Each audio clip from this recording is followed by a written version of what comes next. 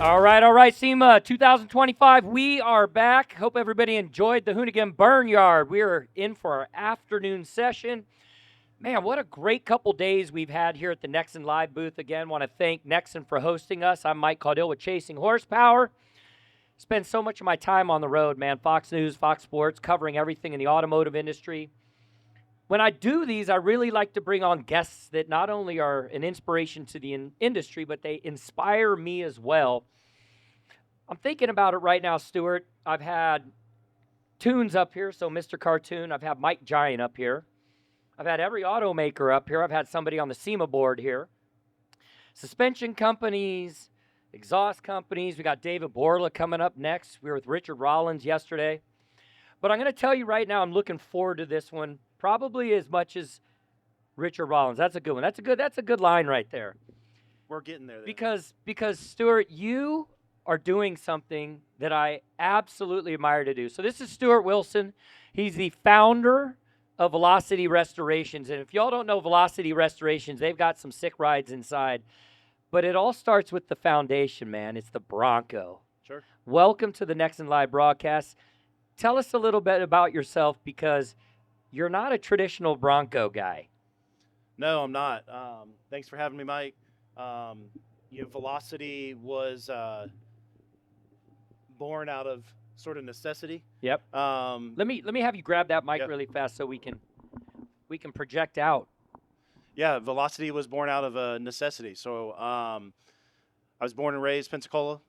Went off into the Navy, nuclear engineer in the Navy, submariner.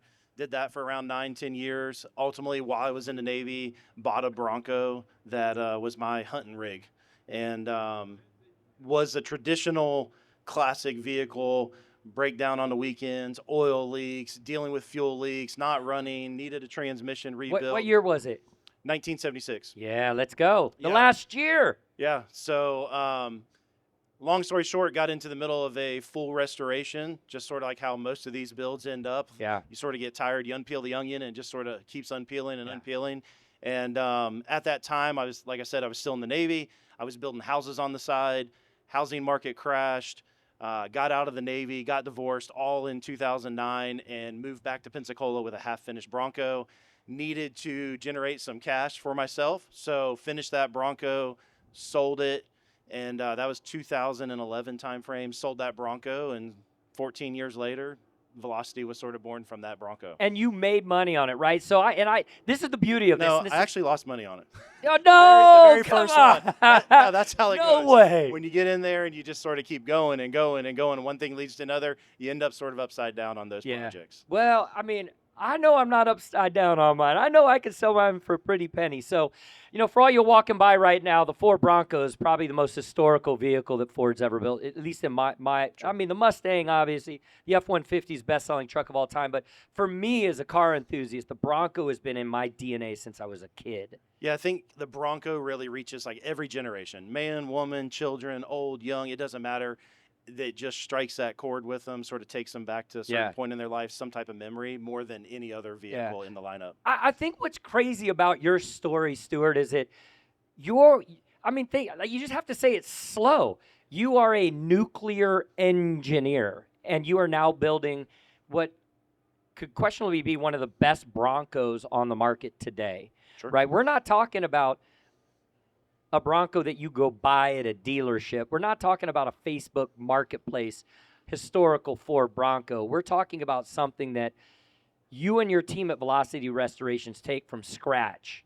Yep. And you guys build this thing up, and then you've got some of the biggest names now driving your vehicles. Yeah, I think that nuclear experience, that engineering experience, the power school I went through, like really laid a lot of the principles for how we look at building these products. From the very beginning, it was about quality. It wasn't just about how quick to get out the door. It started with quality, and that's from that past experience, that engineering experience. Yeah. I think the part that I want to hear the most from you about is, all right, so nuclear engineer, you're doing the home thing, you got the Bronco, you go back to Pensacola, and then there's the point where you sell it. You've sold it, but how do you sell it and then be like, this is a business? Yeah, so I sold it.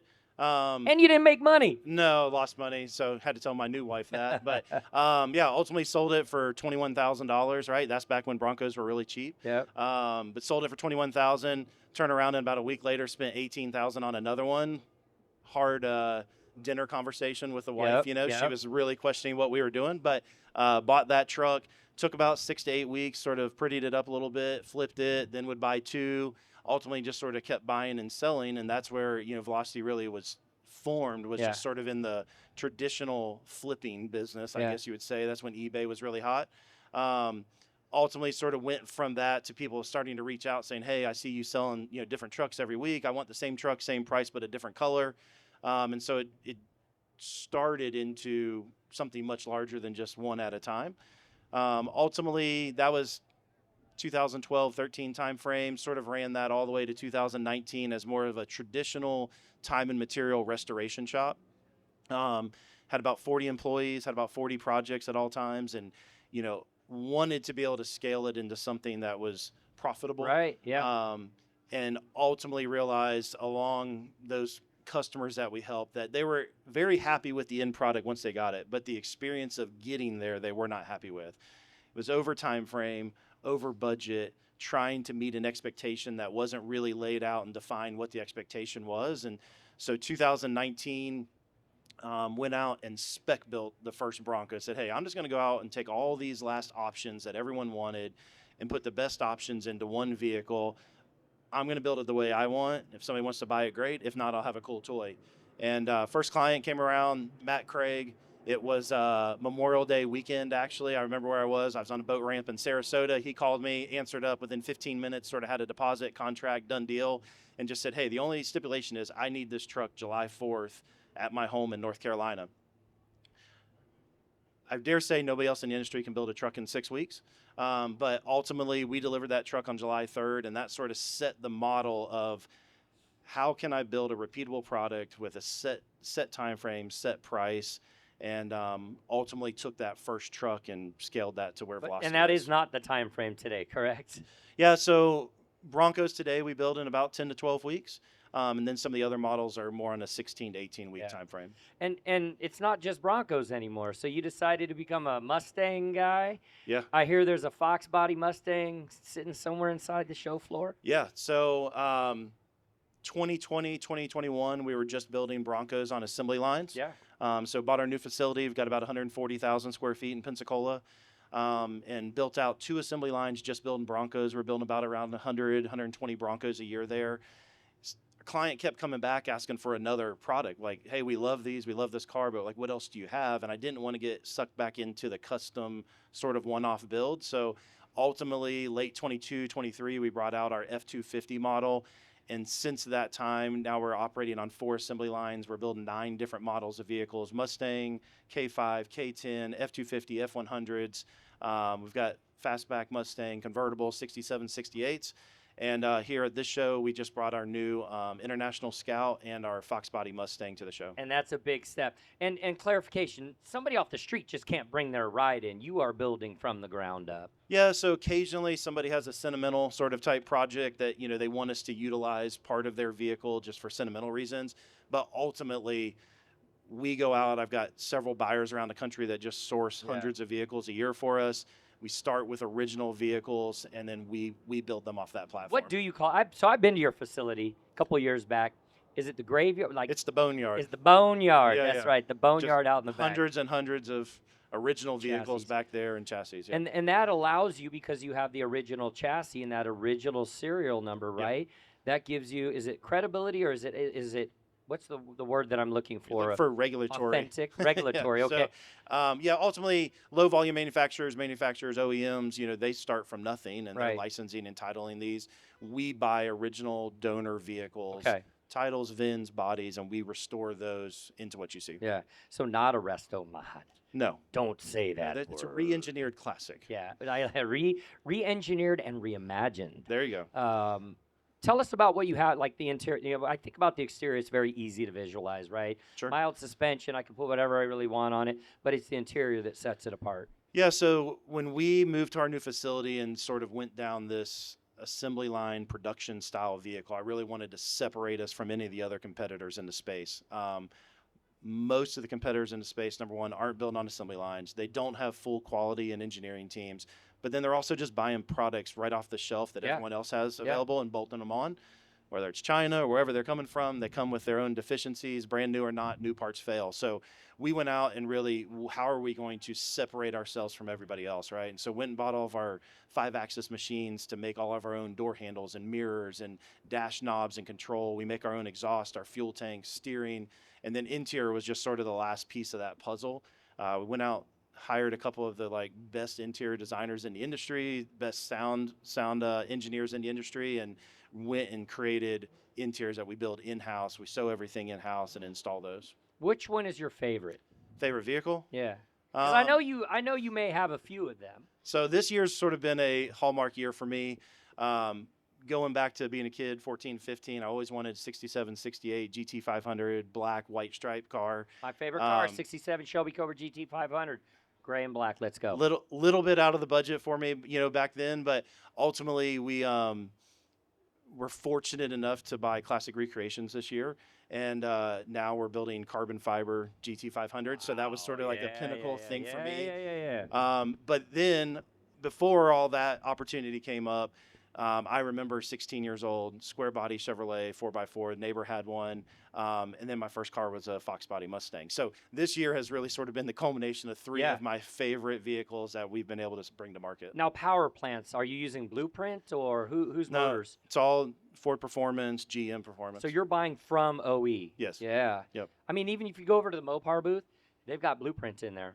You go to the Ford booth, they got Blueprints in there. Sure. And you guys are going OE. Yep. I mean, even the OEs aren't even going OEs anymore. Listen, OE has the biggest R&D budget, right? So when we see reliability and sort of long-term reliability there for the client, we want to stick as much original manufacturing equipment as we can. You know what the best thing is, what you said when we were talking offline here a minute ago? I asked you, because we're both in the South, and I said, hey, who's your favorite football team? And you said anyone but? Alabama. Anyone but Alabama, Kristen and Tracy. Anyone but Alabama. And then I heard him say secretly and quietly, he said, go Vols, which was really awesome to hear. No. That's probably in the same category. All right, so what's next for you guys? Where do we go? What do we do? Yeah, so we, like I mentioned, just 2 months ago, we bought Classic Recreation, so really focused on sort of reviving that brand and really making those cars what they deserve to be. Super excited about the possibilities there. We're going to be bringing out a crew cab dent side truck next year. But ultimately, focus on getting this Fox body across the line. We're already starting to see contracts just from this week come in. The crew cab and then Classic Recreations is sort of where we're really focused. While we're here at SEMA this week, we actually launched a new opportunity with Velocity. Our ability to manufacture the quantity of vehicles that we do sort of lent me to this idea of long-term rentals. So this year we established 15 dealerships across the country, and we're also going to be adding a rental platform for Broncos as part of that dealership experience. All products or just the Bronco? Right now we're starting with Broncos and Mustangs. And when you say long-term, what do you mean? 7 to 28 day sort of type rental. That's awesome. So somebody flies into Pensacola, they want to have a sick ride for a couple of weeks, they hit up Velocity, and boom, they've got it. First 3 cities, LA, Hamptons, Miami right now. Okay. Seeing a pretty big Where the demand money is. in Dallas also right now. Yeah. But those are going to be the 4 cities that we're going to be launching the rental platform man, that's in. awesome. I love it. Where can people learn more? VelocityRestorations.com, obviously. Instagram's huge. Any of those normal social channels. Stuart, thank you so much for joining us, man. It's been great to have you on. As a Bronco enthusiast, I love what you guys are doing. Do you want to talk about price? They're a little, So models start at $249. Yeah. Sky's the limit. We've got $1.5 million car here, right? But ultimately, our production models are $249 to some of them are hitting $700,000. I feel like I need to get one of these. Let's get you in one. Get me in one of these. All right, man. Thank you so much. All right, gang. Hey, thank you so much for checking out the NEXEN live stand. We've got some more guests coming later today.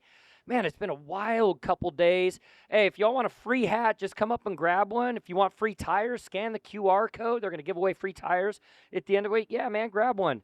Get yourself a NEXEN hat. Where y'all from? Where? Welcome to Las Vegas. All right, we're going to be back up shortly with our next guest. Still a long way to go to get us through the rest of the day.